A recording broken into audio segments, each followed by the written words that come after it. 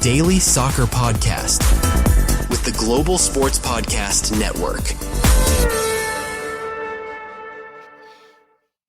Hello and welcome back to the Daily Southampton, part of the Global Sports Podcast Network.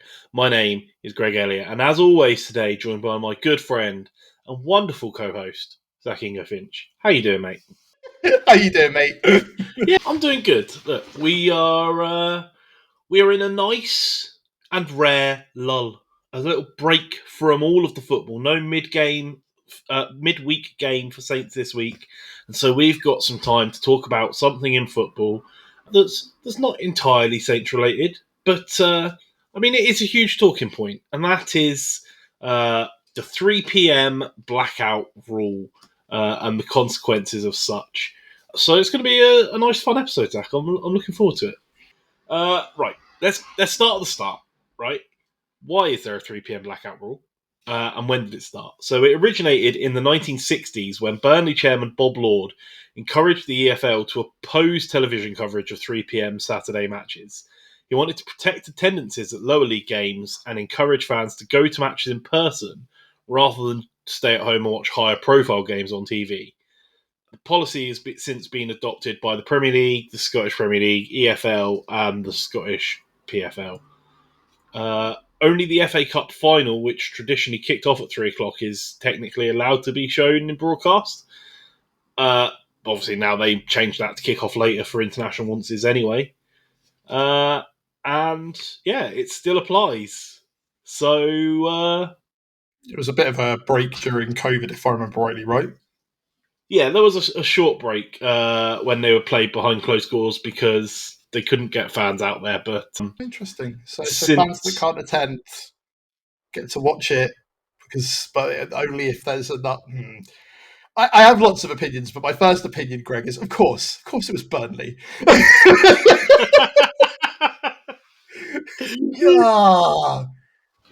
Ruining it for everyone.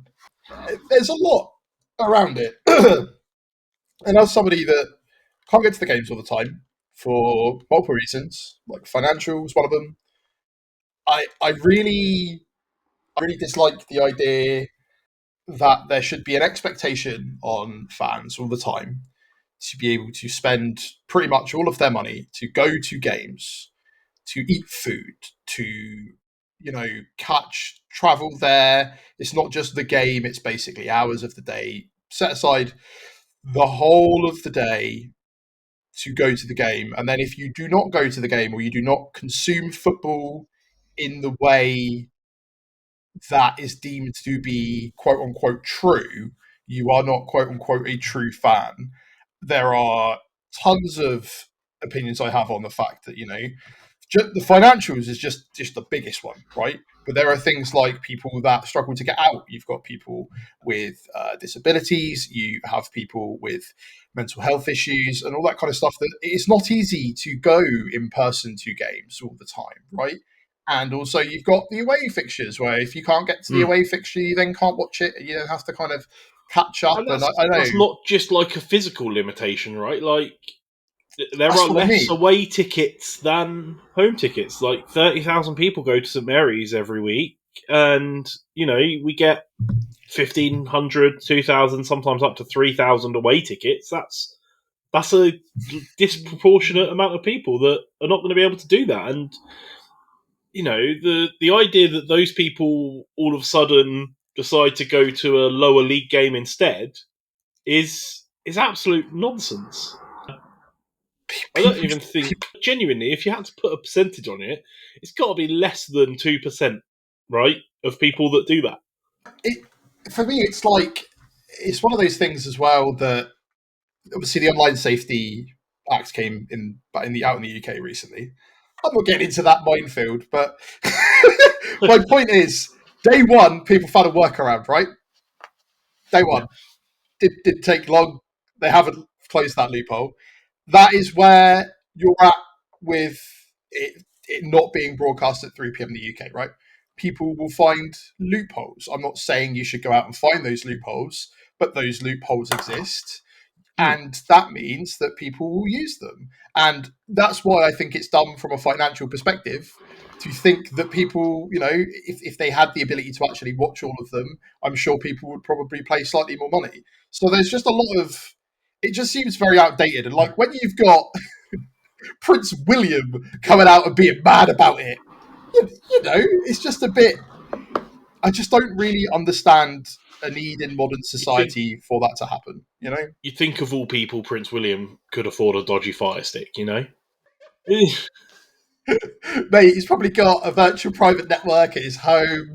They'll show whatever he asks. It's not going to be him that gets in trouble at the end of the day, is it? And this is the other thing, is that they go after the criminals as opposed to, the fact that this will be one of the main reasons that people will have these sort of workarounds, right? It's not just about the fact that there's an astronomical cost with Sky and going to the games, but say a lot of people make the decision to Sky.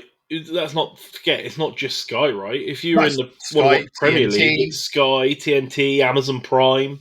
We're Yeah. lucky in the Championship now that most of the games are broadcast on Sky, but there's also still other services they're on, or you're forced to pay £5 to Saints player for an audio feed, or there's ITV as well. At least that's free, I suppose. But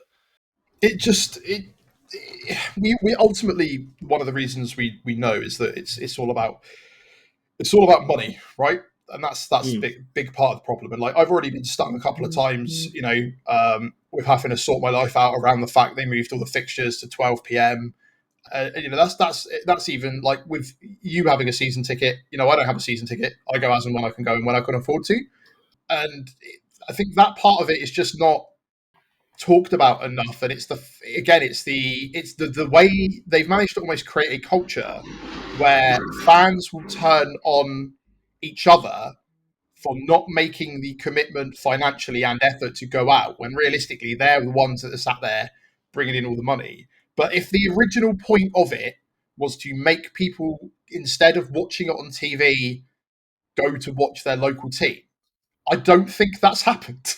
I don't think that is a thing that takes place. I feel like if you suddenly go, oh, the season ticket deal for Eastleigh is really good, like you were talking about earlier, or in my case, Tottenham have started really rising through the ranks recently, right? Like part thanks to former Saints Charlie Austin. There you go. There's a there's a little Saints reference for you there. But like they're now getting into the National League, like they're National League South. That's crazy. And like I'd love to go see him play a little bit more, but it's not going to be one of those things where like their games are all over the place anyway, as are most games nowadays. It's not necessarily all at 3 p.m, but it's just the idea that that's why I can't watch it, because I should be going to watch Eastleigh instead. It's just, I think it's just a bit insulting, isn't it? It's like a really good archaic law, like when those like town centres had laws where it's like, and if you had a chicken crow at 6 p.m. in the morning, that means you're legally allowed to shoot the priest. And it's like people are like, what? And it turns out no one's looked at it in like 200 years, and technically that is still a law. But with this, it's something that everybody actively talks about, everybody actively knows, and I just think that it's a bit. I think that like, how much do we want to be fleeced, and the fact that you're making it almost. I know that there's a lot of points, and a lot of them aren't completely untangential. But what I don't understand, Greg, is why I can sit in my house and not be able to watch my team on television at 3 p.m. Right? And I live a couple of miles away from St Mary's. I know there'll be arguments as that I should just go to the game myself, and etc. etc. But somebody in like France can, or America can, anywhere else can. And also, when they do it, it costs them 40 quid for the year to get every single Premier League game. Whereas because it's in the UK, I'm supposed to then pay, like 250 quid. But I know we're probably due a break around this time, so I'll take a breath and let you have some opinions, Greg. I've got plenty of opinions, but you're right. Let's take a break and have a message from our partners at Bioniq. Your body is unique, and Global Sports Podcast Network has partnered with Bioniq, the world's most personalised supplements. Bioniq provide 100% tailor-made supplements designed to deliver precisely what your body needs at exactly the right levels to optimise your health. No guessing. So click the link in the show notes. Use the code GSPN2025 for 40% off your first month's subscription. Bioniq. Don't settle for off-the-shelf solutions made for just anybody. Get what's right for you right now. Okay, and we're back. Yeah, you're right, on like several topics, right? And I like to try and think of it on like the different scale, not just like localised to Saints, right? But my wife's a Liverpool fan, right? And, you know, we live miles away. However, we've gone up to Anfield with to watch a Liverpool game. However, getting the tickets for that was an absolute nightmare, right? Like, there are teams that struggle with this problem, you know, especially these big touristy teams. Why should their fans, who are, you know, have been fans for a long time but are getting priced out of games, all of a sudden not be able to watch their team's games in the same way? Like, it's absolutely madness to me that it's still that it's still a rule. Because I want to take maybe an unpopular opinion here and take an example of something that NFL does really well, right? Is this exact problem, right? If you can watch the game on these different feeds, and they still have games that are exclusive to certain networks, but also they have their own thing. And it's not just live games, right? Like if a game's on at 3:00 and you aren't able to watch it, there is no way that I can go back and find a Saints game from 3 days ago and watch the full 90 minutes of it if I wanted to. Which is, you know, there are definitely situations, especially recording this podcast, where that would be really helpful, right? Yeah.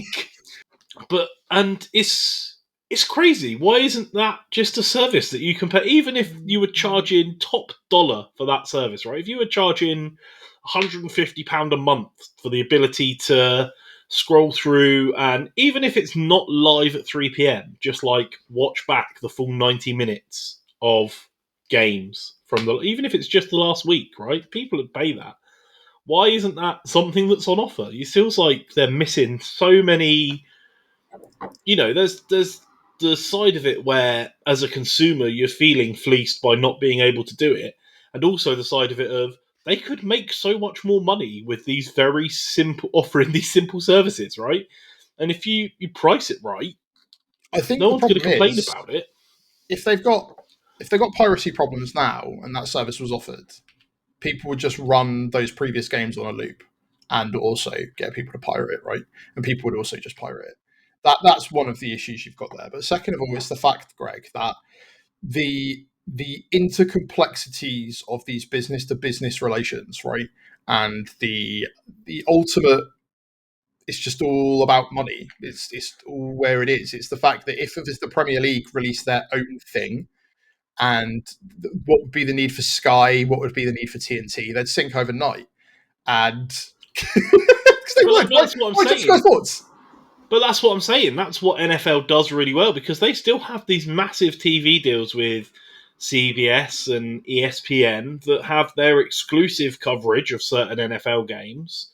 But they also have their app where they have, you know, Red Zone where you can watch all of the games, or, you know, some of the games live that aren't on these specialized networks. And also, like, you can watch back the full games after a certain exclusivity period.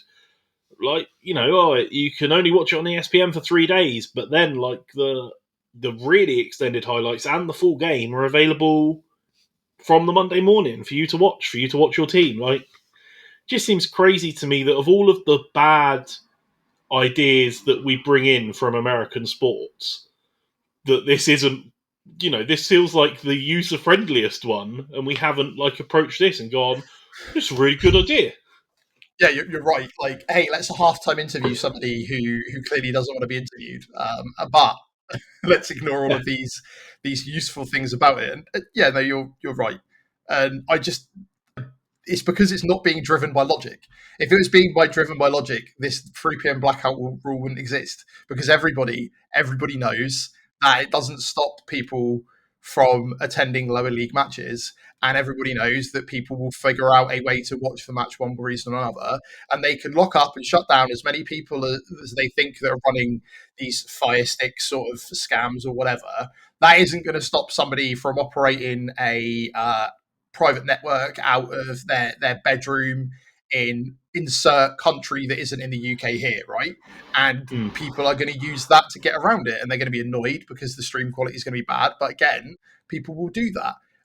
But if there was a legal way for people to watch all matches at 3 p.m., they would probably pay it. And you're right, you'd probably feel a bit fleeced and it would be frustrating. And piracy, regardless, would still be an issue. But again, it's just it would be less of an issue, right, though, because I always think of it that piracy is a side effect of inconvenience. Yeah, right. Pretty much. Like if you provide someone the option to pay for a better experience at a much more convenient way, that they're going to 9 times out of 10 choose the path of least resistance. And if that's paying a nominal fee to do it, that's probably the path they choose. And the people that don't choose that path you're not going to get their money anyway. They're going to be pirating it one way or the other. Yeah, right? exactly. So, exactly. Like the same thing happens in video games all the time. So obviously, I'm a big nerd. Anyone that's listened to this podcast for a significant amount of time, or even within a short period of time, has probably already established that. And part of that is game piracy has always been a big thing, right? A lot of the times there are people that are just going to pirate no matter what. But then you get a large percentage of people that pirate because of silly reasons, like they've installed things like DRM, digital rights management, stuff like that. So they're like, I'm not giving money to this company. They might have a moral thing against the company for whatever reason. So there's some people you're never going to change from pirating. But again, a lot of it is also, I don't have 40 quid this month to buy this game, but I want to play it. And I think this is where it is in football. There's a lot of people that can't afford to watch it that want to watch it. Is another big part of it. But you make that legal path, it will certainly reduce it. It'll increase the revenue of these companies, and it stops everyone from feeling a bit gross about it all the time anyway. I just don't understand how we can live in a modern society and not have a modern way to consume sport that doesn't feel ridiculous. Like it's the crapification of products in general, right? It's not just exclusive to sport. It's exclusive to, it's in, you see it with the fact that Netflix once was the big streaming giant with everything on it, and now you have to have 30 different streaming services. The fact you have to have 30 different streaming services, but again, as you pointed out, if you just had one that's like Premier League, pay £100 a year, or as you said, like 60 quid a month, people would pay it because you could watch every single thing. You could also watch it back. You could record it. And it's that it's on a delay. It comes 2 or 3 days after, so these rights can still exist. There's so many ideas, and the fact that we're two blokes that don't hugely know what we're talking about a lot of things, mate. To be honest, but the fact that we could come up with these ideas and go, "Why are you not doing this?" And I feel like the answer to all of them is, "Wow, Sky pay us too much money not to." I feel like give me an argument for keeping the blackout. That's where I'm at. Yeah, because I don't see it. All right, well, look, maybe we'll have a little think and see if we can come up with one of those arguments, but first a message from our partners at Zencastr. Here at the Global Sports Podcast Network, we spent a lot of time selecting our delivery platform, and Zencastr came out the clear winner. With 4K video recording from your phone and AI editing that automatically removes all those ums and ahs, it's super easy to start a podcast that sounds great and is delivered efficiently. If you're ready to tell your story, check out the link in the show description and learn more about Zencastr. Right, mate, with that brief interlude, you got any points for? I can't think of any. Like especially in such an information-driven age, if Saints are playing away from home, I'm probably at least following the scores on my phone through an app, minimum, right? And some sort of text-based reporting, absolute minimum, regardless of the scenario. I personally got in trouble at a family wedding, literally because I was sat next to my father-in-law and he was poking me in the ribs going, "What's the baggy score?" Like, there's no getting away from it, regardless of whether it's video or not. You're not going to be present in a lower league match if you're because it's so widely available in different formats. So it's ridiculous. Okay, so here's my long-term solution then. I understand that for a lot of lower league clubs, the idea that they would have all of their games recorded is not feasible due to, not having enough money. if all of a sudden all of the leagues could have all of their games broadcast, right down to say Conference League, right, or whatever it's called nowadays, Wessex League. What if at that point, right, if because the FA is then funding, TV rights for all of them, they then presumably fund cameras and camera people and be able to make it so that they can record these games because they manage it, when big clubs go away, don't they, for like FA Cups and things like that. And then you just offer a streaming service for everything from the top 5 tiers down, which also then resolves a lot of funding issues for a lot of lower tier clubs and I'm sorts not out a lot being of that. funny, even not to try and get rid of potential jobs for cameramen, but knowing that there's a limitation of how many skilled workers there are really good cameras that are specifically designed to sit on a touchline and film football matches at a 360 angle and follow the ball. Like, just use them. People will pay to watch that still. I would pay to watch teams like that, and I feel like I am the sort of consumer that the 3 p.m. blackout was potentially put in place for. Like, I've been to Eastleigh games, I go occasionally, and been to other sort of lower league games. Occasionally go to watch AFC Stoneham because my nipper plays for their youth teams. But, like, I'm not going to do that if a Saints game's on, regardless of whether I'm at the Saints match or not. Like,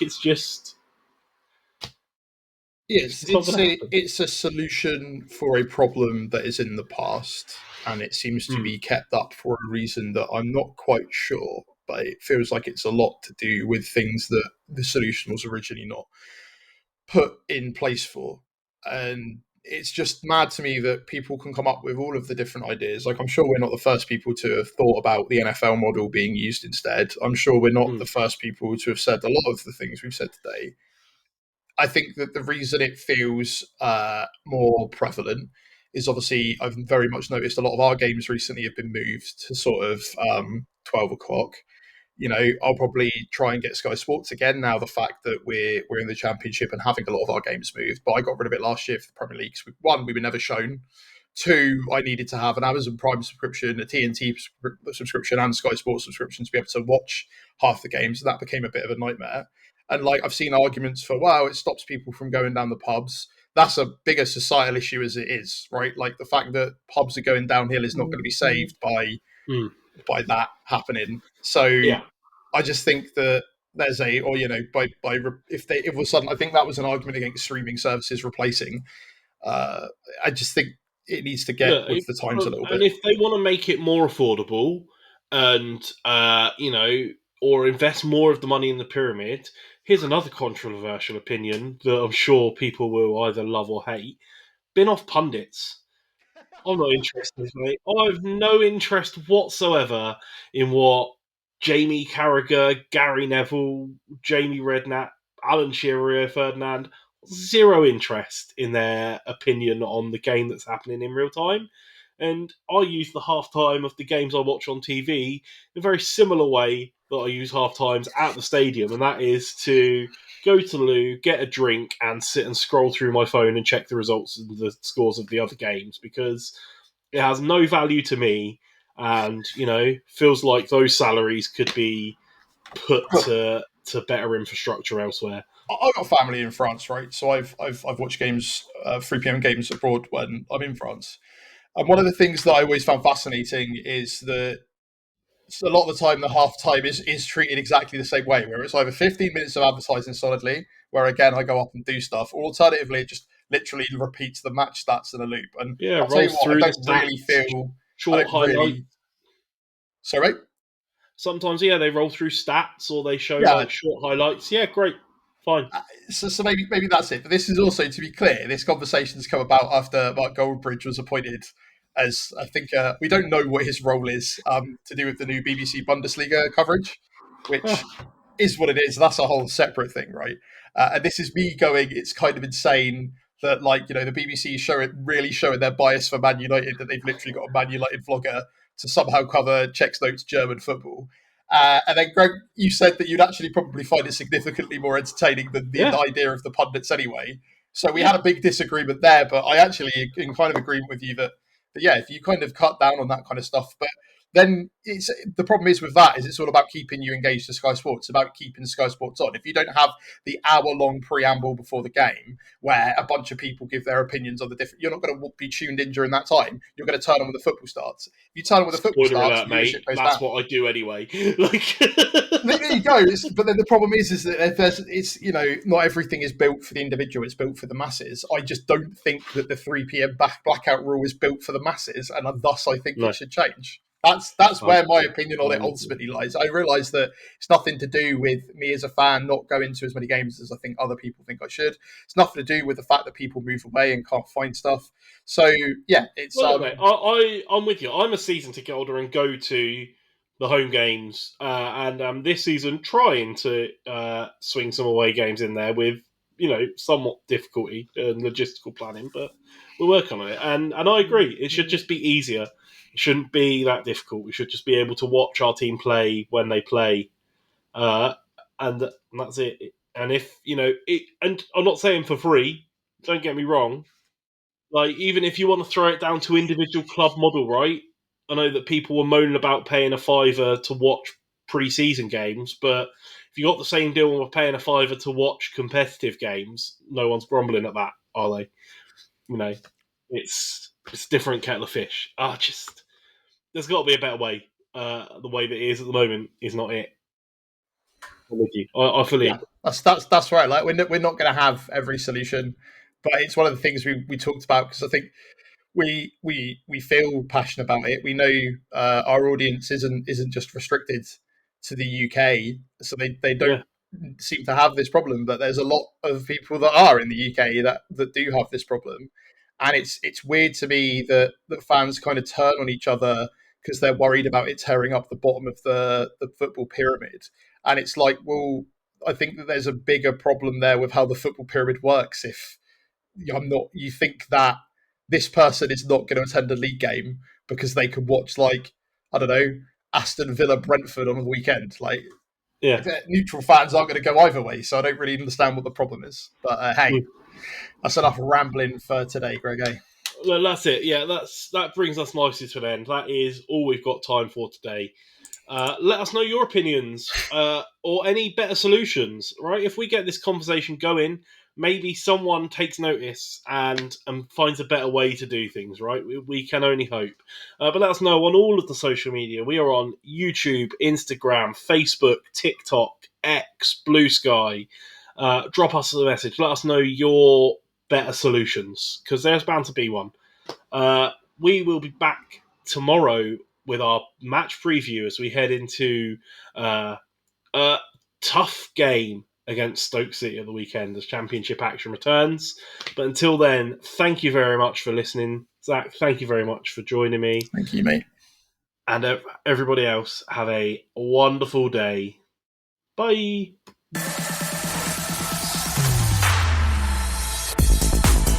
Your daily soccer podcast with the Global Sports Podcast Network.